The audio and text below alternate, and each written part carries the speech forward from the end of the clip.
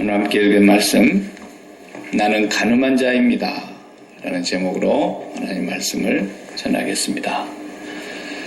요즘 추세는 나라마다 간음이나 간통이나 이런 것들이 죄가 안 된다고 법으로도 이제는 다스리지 않도록 그렇게 해가고 있는 추세가 아닙니까? 그래서 또 그런가 하면 한편에는 또 미투 그래가지고 또 그냥 옷깃만 스쳐도 난리를 치고 또 성폭행이 성추행이니 해가지고 고소 고발이 얼마나 많습니까? 세상이 참 요지경이죠. 그런가 하면은 요즘 세상은 또 교회에서 언젠가부터서는 이혼이라고 하는 그 메뉴가 그냥 밥상에서 사라지듯이 이혼에 대해서 그냥 설교하기가 부담스러울 정도로 두 쌍 중에 한 쌍이 이혼하는 그런 세상이니까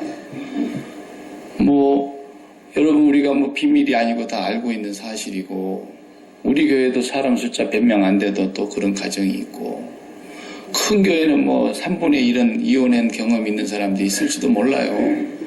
담임 목사가 설교하는데 얼마나 부담스럽겠어요. 그럼 한 번 이혼하는 것도 옛날에는 쉬쉬했는데 이제는 두 번, 세 번 이혼하고 다시 재혼하고 그런 것을 공공연하게 그냥 그건 얘기하는 거지 누가 그걸 비밀이라고 숨기려고 하는 세상도 아니지 않습니까? 이제. 오늘 같은 본문을 대하면 목사가 설교할 때 참 이거 굉장히 부담될 것 같아요. 그렇지 않겠어요? 또 이혼하신 분이 이런 설교를 앉아서 듣고 있으면 얼마나 마음이 또 불편하겠어요. 교회를 나오라는 거예요. 말하라는 거예요. 예? 이혼한 것도 속상한데 또 재혼까지 했다도 재혼했다는 게 또 간음했다 그러네. 예? 이러니 교회를 다니라는 거예요, 말하라는 거예요. 이혼한 사람들은 다 교회에서 어떡하라는 거예요. 예? 재혼한 사람은 또 어떡하라는 거예요. 제가 밴쿠버에서 목회하면서 참 저도 악한 사람 중에 한 사람이지만 저보다도 조금 더 악한지 어쩐지는 모르겠는데 그런 사람도 제가 한번 본 것 같아요. 전도사 때 여기 이제 유학으로 왔어요, 밴쿠버에. 근데 이 전도사님이 총각 전도사님이 결혼을 해가지고 왔는데 그 사모님이 한번 결혼에 실패하시고 딸만 둘 데리고 있는 그런 분이셨어요. 그래서 이분을 사랑하는 마음이 생겨가지고 이제 하나님 앞에서 결혼을 하고 서약을 했단 말이에요. 자식도 안 낳고 이미 데리고 온 딸 둘을 자식처럼 그렇게 잘 키워가지고 훌륭하게 키운. 그러니까 그런 얘기를 들으니까 여기 온 교인들이 이게 목사님이, 전도사님이 천사라고 대접을 받았어요. 예. 그 집에서는 그렇게 반대를 했대요, 남자 집에서. 안 그랬겠어요? 예. 천하에 여자가 없어서 네가 그렇게 하려고 그러느냐 말이야. 앞으로 목사 될 사람인데. 그래 반대를 하는데도 굳이 거기서 결혼했는데 그 교회에서 천사처럼 여겼어요, 사람들이. 근데 양반이 이제 박사과정까지 다 마치고, 그 교회 담임 목사가 됐어요. 한국에 가서 교수하시다가, 이런 천사 같은 분을 모시고 오면 우리가 얼마나 좋겠냐. 맨날 싸우던 교회니까. 그분만 온다면 정말 너무너무 좋겠다. 천사가 오는데 그래가지고 그분이 부임했지 않습니까? 근데 이 목사님이 자기 말 안 듣는다고 어떤 집사가 돈이 좀 있는 집사인데 한겨레 신문, 동아일보, 중앙일보, 한국일보, 기독교 신문, 한가위 신문 내 기억나는 한 5-6개 신문이 매일 나오는 신문이 있는데 매일 그 신문에 6개, 7개 신문에다가 자기가 돈을 내갖고 그 한 면을 사가지고 온갖 사설을 쓰는 거예요, 이제. 어떻게 이런 가늠한 남자가 목사가 될 수 있으며 어떻게 이런 가늠한 사람을 노예에서는 목사 안수를 줄 수 있으며 이렇게 날마다 신문에 내는데 말이죠. 이야 정말 그 사모님 얼마나 상처가 되고 그 딸 둘이가 다 커가지고 사회에서 직장인인데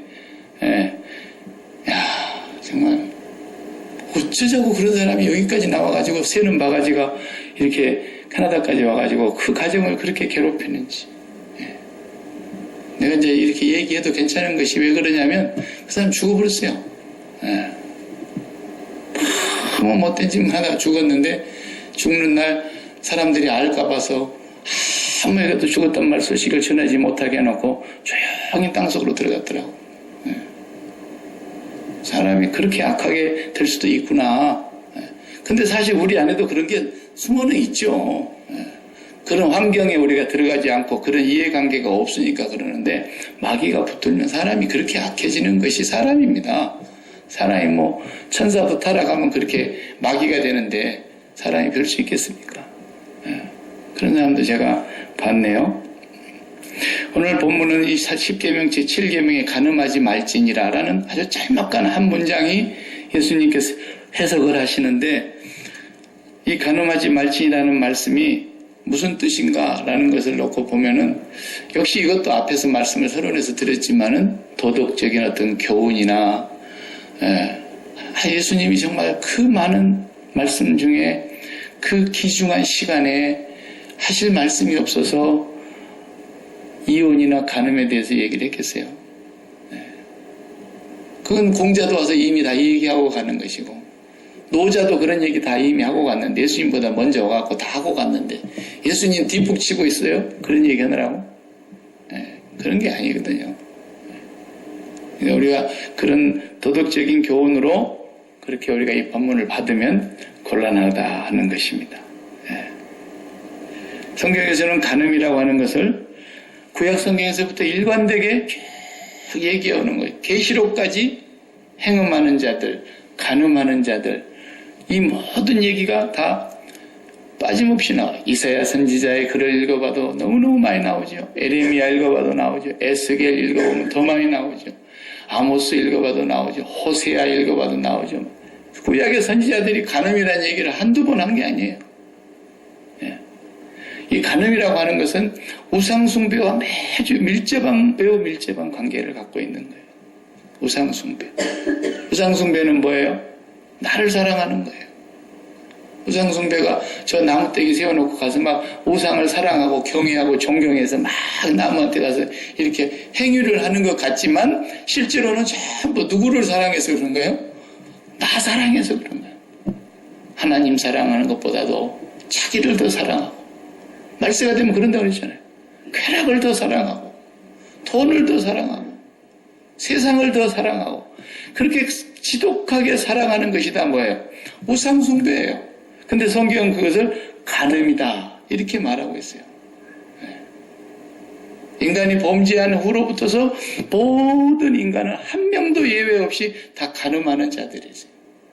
그러니까 예수님께서, 야, 너 다른 네 집에 여자 부인 놔두고 딴 여자하고 잠자리 같이 안 했어? 안 했어. 그럼 너 간음 안 했다고 지금 생각하냐? 바리새인들 보고 물으시는 거예요.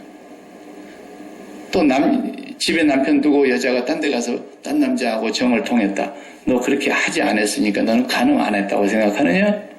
이러시면서 그 뒤에다가 숨통이 확 막히는 말씀을 하시잖아요. 여자를 보고 마음에 음욕을 품었으면 이미 간음했어. 이래버리니까 간음했습니다 라고 말하지 않으면 어떻게 되는 거예요? 말도 안 되는 소리. 나는 간음했습니다 라고 말할 수밖에 없는 거예요. 주님이 그렇다 그러면 그런 거죠. 근데 끝까지 안 했다고 우기는 사람들이 누구예요? 바리새인들. 좀 깨끗하다라는 거예요. 본래 우리는 아담도 간음한 자예요. 하와도 간음한 자예요. 그래서 하나님을 버리고 하나님을 등지고 하나님과 이혼해버린 거 아니에요? 그리고 자기가 이제는 하나님이 돼가지고 자기가 사랑하는 것이 따로 있어. 자기가 좋다고 보는 것이 따로 있어. 자기가 가치를 판단하고 있어요. 자기가 전부 그것을 좋고 나쁨을 분별하면서 선악을 분별하면서 자기가 살아가는 거예요. 이게 간음한 거예요. 이게 우상숭배예요. 하나님을 등진 거예요. 근본은 거기서 나온 겁니다. 모든 게. 그게 최초의 간음이죠. 그래서 성경을 보면 하나님은 내 남편이시라. 에레미야 선지자도 그런 말씀 하시잖아요. 여호와는 내 남편이시라. 남편으로 얘기를 해요. 예수님은 내 남편이다. 성경은 그렇게 얘기했잖아요. 신랑이라고 얘기하는 거예요. 그리고 마지막에 계시록에서도 우리 성도들과 세마포옷을 입힌 뒤에 신랑 되신 예수님과 어떻게 해요? 혼인잔치가 되는 걸로 성경에 기록되어 있지 않습니까? 그러니까 그 깨지는 관계가 다 간음이에요. 다 우상숭배예요. 그것이 제일 근본적으로 우리 인간에게 가장 큰 죄의 뿌리가 되고 모든 파괴는 거기서부터 온 거예요. 범죄한 뒤로 아담과 하와가 서로 막 네가 잘했냐 내가 잘했냐 막 그러고 싸우잖아요. 그러니까 그 가정이라고 하는 것이 범죄한 이전에는 그렇게 되질 않았는데 범죄하고 간음하고 우상숭배하고 하나님 등지고 나니까 가정도 결국은 부부간에도 서로 깨져서 저 여자 때문에 그랬다고 말해요.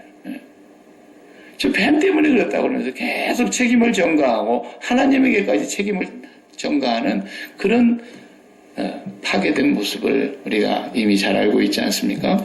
그래서 성경은 간음이라고 하는 얘기를 할 때 그냥 말 그대로 남편 있는 아내가 다른 남자하고 정을 통했다거나 또 아내가 있는 남편이 딴 여자에게 정을 통했다거나 이런 것도 간음이라고 말하지만 또 하나는 하나님을 등지고 하나님을 배반하고 하나님만 사랑해야 되는 이 맞춤 서비스로 지어져 있는 이 마음이 하나님 외에 다른 것을 사랑하는 것이 다 간음입니다.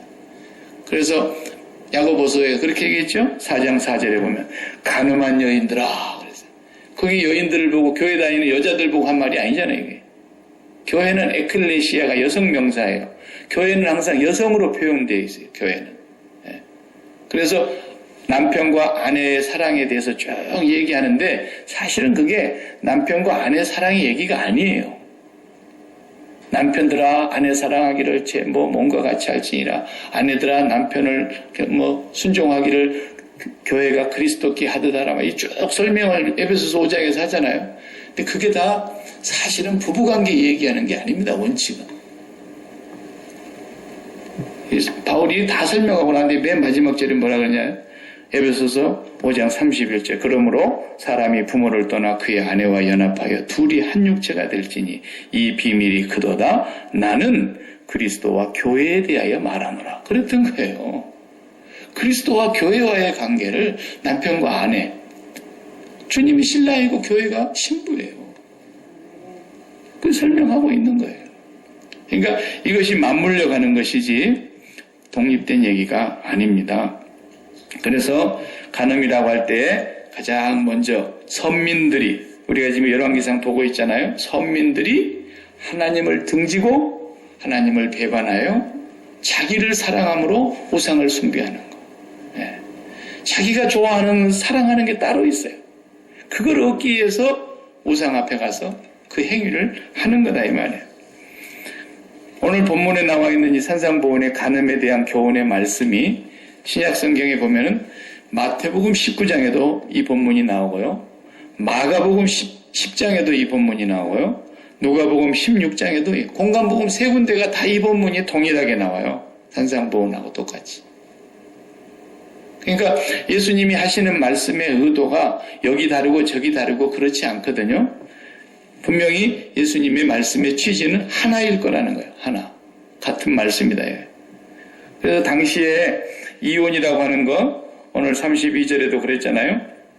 누구든지 음행한 이유 없이 아내를 버리면 그러면 음행한 연고가 있으면 아내를 버려도 된다? 모세는 그렇게 가르쳤다. 이혼 증서를 써주고 음행한 연고가 발견이 됐으면 이혼 증서를 써주고 이혼해라. 이렇게 됐다. 그 당시에도. 그래서 이제 또 바리새인들 안에도요 이론이 분분했어요.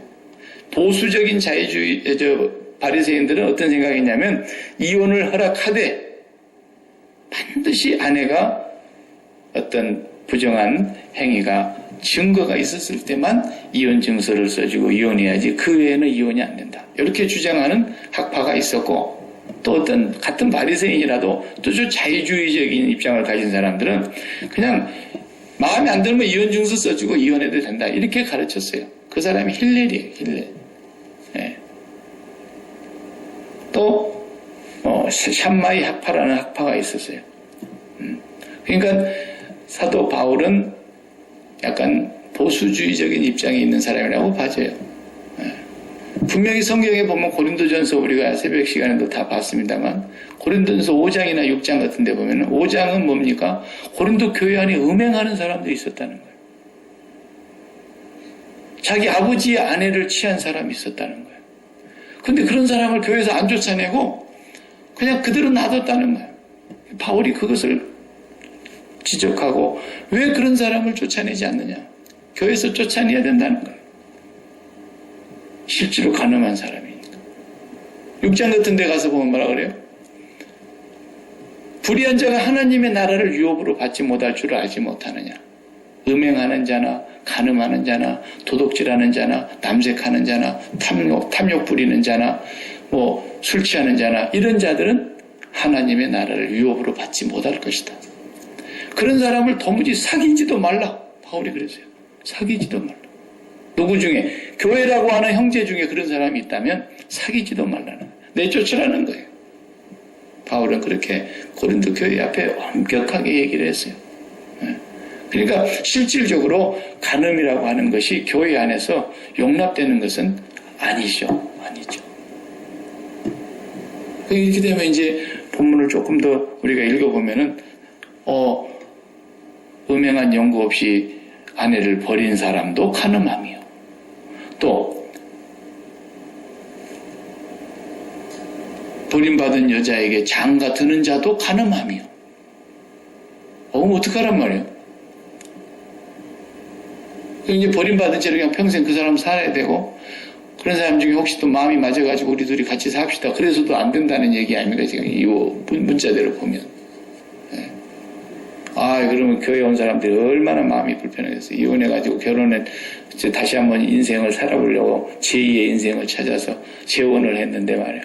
그냥 예수님 말씀이 그냥 딱 첫 주일날 교회 나오자마자 그게 본문이 돼가지고 그냥 확 찔러버리면 그냥 얼마나 힘듭니까? 사실은 그런 뜻이 아닙니다. 예수님께서는 바리새인한테 물었어요. 바리새인들이 처음에 시비를 걸었죠. 모세는 이혼 증서를 써주고 이혼하라고 율법에 그랬는데 선생님 당신은 어떻게 생각합니까? 그러면서 예수님 앞에 와서 시비를 걸었죠. 예수님께서 그래 모세는 그렇게 말했지. 그러나 본디 하나님께서 짝지어 주신 것을 사람이 나누지 못할지니라 그랬어. 그럼 왜 모세는 그렇게 했습니까? 그러니까 그건 너희들이 완악해서 그런 거지 그랬어요. 완악함 때문에 그 본문을 악용한다니까요. 그냥 이혼의 증거를 마음 안 들면 그냥 이혼 증서 써주고 그냥 여자 바꾸고 이렇게 했다면 그 당시. 왜냐면 여자는 그때는 숫자도 안 들어갈 때고 여자가 무슨 사람 취급을 받지 못할 때니까 그 시절에는 사회적인 그런 구조가 그랬으니까. 그래서 그냥 사람들이 이혼을 못하게 해놓으면은 그 여자를 그냥 평생 데리고 살아야 된다고 딱 묶어놓으면은 그 여자를 막 두드러 패고 괴롭히고 그 사람 취급을 안 하고 그렇게 하면은 그 여자가 어떻게 되겠습니까? 그게 차라리 그냥 이혼 증서 써주고 시켜가지고 그런 악한 남편 밑에서 종살이 하지 못하게 하고 여자를 살리고자 하는 뜻도 있었던 거예요. 오히려 그 율법 속에서는. 예수님께서는 더 숨통 막히는 말씀하시잖아요. 본디 하나님이 짝지어 놨기 때문에 사람이 나눌 수가 없는 거야. 딱 이렇게. 여기까지 가면 이제 이혼한 사람들은 교회 다니기 참 힘듭니다. 아니 그렇습니까? 이거 어떻게 본문을 봐야 되겠냐 이거죠. 그러니까 교회를 다니라는 건지 말하라는 건지 우리가 참 얼마나 힘든 얘기냐 이겁니다. 우리 여기서 뭘 먼저 기억해야 되느냐 하면 하나님의 나라 백성들에게 우리가 이미 하나님의 나라에 소속한 백성들인데 이 세상에 살면서 하나님의 백성들로 살아가는 우리가 어떤 원칙을 가지고 살아야 되느냐 하는 것을 먼저 이해하고 나면 이 본문을 우리가 알 수 있어요. 바리새인 중에서 아마 틀림없이 이혼한 사람들도 많이 있었을 거라고 봐요. 제가 그 부분을 연구해 본 바가 없습니다만 충분히 가능성이 있어요. 바리새인들하고 이혼 안 하고 살았을 리가 없어요. 그런데 바리새인들이 예수님에게 와가지고 이렇게 질문하고 하는 것도 결국은 쟤들이 뭔가 예수님에게 시비를 걸어서 흠을 잡는 것도 있지만 자기들이 정당화를 어떻게 한번 찾아보려고 그렇게 했던 것이라고 봐져요. 네. 자, 예수님께서 여자를 버리고 남편이 아내를 마음에 안 들어한다고 그냥 무조건 이혼 증서를 써주고 버려버리고 이런 것이 인간의 완악함 때문에 그런 것인데 우리가 이해해야 될 건 뭐냐면 결혼은 하나님께서 제정하셨다는 걸 우리가 다 알죠? 하나님이 제정하셨죠? 근데 하나님께서 중매를 하셔가지고 이렇게 사람을 둘이 살게 했는데 먼저 아담을 만드셨고 그 다음에 아담에게서 하와를 또 만드셨고 그렇게 해서 두 사람을 서로 만나게 하셨어요. 하와를 아담에게로 이끌어 오셔가지고 둘이 한 몸이 되게 했다. 이렇게 했어요. 그러면 하나님을 빼놓고 둘이 만날 수가 없는 거예요. 우리가 결혼이라는 것은. 가정이라는 건 하나님이 시작하신 거죠.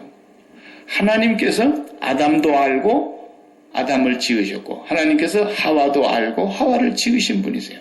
둘 다 하나님과 먼저 관계가 되어 있는 사람인데 하나님 안에서 이 두 사람을 하나님이 묶어주셨다. 이게 결혼이에요. 그러니까 눈에 보니까 마음에 든다. 가슴이 쿵쾅쿵쾅거린다. 야, 내 스타일이다. 정말 내 취향이다. 이래가지고 결혼한 게 아니라는 거예요. 그건 인간 세상에서 다 그냥 그렇게 만나갖고 결혼을 하지만 본래 성경에서 말하는 결혼은 뭐냐면 내가 남자로서 여자를 만나기 전에 하나님을 먼저 만난 사람이어야 된다는 거예요. 여자도 남자를 만나서 결혼하기 전에 하나님을 먼저 알아야 되는 관계라는 거죠. 그래가지고 하나님과 먼저 알고 하나님과 아는 남자 여자가 둘이 하나님 안에서 짝을 지어주는 것이라는 거예요. 하나님이 짝을 지어주는 거예요. 그러니까 결혼이 그렇게 해서 이루어지는 거기 때문에 이게 깨지는 것은 어때야 깨지는 거예요? 깨지는 것은 두 사람 사이에서 마음에 안 들어서 헤어지자. 뭐 성격 차이가 되니까 헤어지자. 뭐 이래서 헤어지자. 이혼의 사유가 많이 있지만은 사유가 하나도 안 된다는 거예요. 어떻게 해야만 이혼이 가능하냐면 하나님 당신이 어떻게 이런 사람을 나한테 붙여줬습니까? 하나님하고 일단 따져야 된다는 거예요. 여자도 하나님 이런 걸 사람이라고 남자라고 나한테 붙여줬습니까? 하고 하나님하고 따져야 된다는 거예요. 그 당신이 나한테 붙여준 사람이 나는 마음에 안 드는데 당신이 이게 잘못한 겁니다. 나하고 성격 차이가 나는 화성에서 왔고 얘는 금성에서 왔는데 어떻게 내가 화성 말을 하고 얘는 금성 말을 하고 나는 화성의 문화를 갖고 태어났고 얘는 금성의 문화를 갖고 태어났고 그런 책이 있죠? 아 그렇게 태어났는데 어떻게 하나님이 이렇게 안 맞는 사람하고 나를 중매를 했습니까 말이야. 그러니까 하나님하고 먼저 내가 깨져야 당신이 틀렸어요. 그리고 하나님과 내가 등을 져야 하나님을 내가 무시해야 이걸 깰 수 있는 거예요.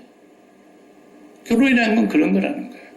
하나님과 하나님을 등지지 않고는 내 마음대로 깰 수가 없는 거예요, 사실은. 사람들이 하나님을 섬기지 못하는 사람들은 그런 진리를 모르죠.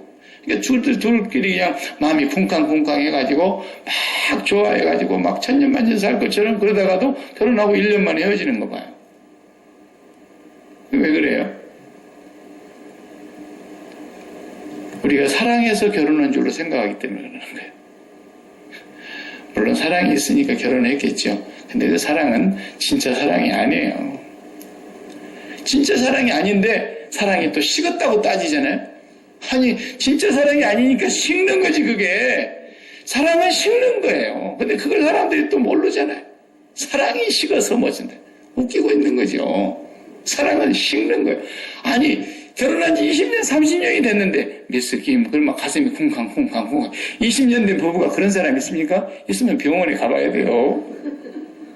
어떻게 그런 사랑을 합니까? 정신 나간 사람이지. 사랑은 식는 거예요. 사랑은 변하는 거예요. 인간의 사랑이 어떻게 안 변한단 말이에요. 변하지 않은 사랑이 없기 때문에 쟤들 세상에서. 그래서 섹스피어 같은 사람이 그걸 쓴 거예요. 주상적으로 소설로 로미오와 줄리엣. 그래가지고 막. 예? 그래도 엔델레스 러브를 뭐 영화를 만들어가지고 난리를 치는 거예요. 유행가 가사를 만들어가지고 막 불러보는 거예요. 그런 사랑이 없으니까 목이 말려서 대리만족이라도 해보려고. 어디 그런 사랑이 있어요? 다 사랑이 가짜입니다. 전부 변하는 겁니다. 변하는 것이 당연한 줄 알아야 되는데 또 사랑이 변했다고 뭐 안 산다나 하잖아요. 이딴 헛단 소리를 한단 말이에요. 그것은 정말 이 세상 사람들 얘기니까 우리가 뭐 그 사람들 얘기 깊이 해볼 것이 뭐가 있겠습니까? 결국은 우리의 사랑은 하나님이 짝 지어주셨기 때문에 사는 겁니다. 네. 나는 우리 집사람이 막 이 세상에서 어떤 여자를 제외하고 최고로 좋더라. 그래서 나 결혼한 거 아니에요. 나하고 결혼하자고 쫓아다니는 사람이 한 20명은 됐어요. 이래봐도. 그래서 나는 절대로 내 마음대로 안 했습니다, 결혼. 쭉 쫓아다녀요. 교회를 총각 때 내가 전도사를, 담임 전도사를 해놓으니까 총각 때부터서 담임 전도사를 했더니 그 교회 처녀들이 그냥 우리 집까지 쫓아와가지고 내가 교회 그만하고 군대 가려고 영장 받고 나왔는데 교회에 있을 때는 말 안 하더니 내 정말 기가 막힌 얘기도 많이 들어봤어요. 그래도 나는 그때 그 여자들 생각해보면은 우리 집사람보다 훨씬 나은 사람도 많았어요. 정말이에요. 그럼 나는 우리 집사람하고 결혼했죠. 네. 저 사람을 내가 죽게 하면 사랑했고 다른 여자 어떤 여자보다도 내가 더 사랑해서 결혼한 거 아닙니다. 나는 솔직하게 하나님 앞에 얘기합니다. 너 그렇게 사랑한 거 아니에요. 나는. 어떻게 하나님 앞에서 거짓말을 합니까? 그렇다고 내가 가능한 거냐? 아니다 이거예요. 결혼은 뭐냐? 내가 마음을 다하고 목숨을 다하고 힘을 다하여 주 너희 하나님을 사랑하라 하신 그 말씀 앞에 우리가 충실하려고 해야 돼요. 그리고 하나님을 사랑하고 하나님을 사랑하는 마음이 우리 마음에 채워지도록 늘 기도해야 돼요. 그것이 십자가의 능력 아닙니까? 십자가의 은혜를 붙잡고 십자가의 그 구속의 사랑을 깨닫고 그 십자가의 은혜 앞에서 하나님 앞에 날마다 나도 하나님 사랑한다고 고백하면서 부족하지만 하나님이 날 사랑하는 그 사랑에다가 내가 비할 수는 없지만 나도 하나님 조금이라도 사랑합니다. 이전보다도 더 사랑하기를 원합니다. 주님의 사랑을 더 많이 깨닫고 체험하기를 원합니다.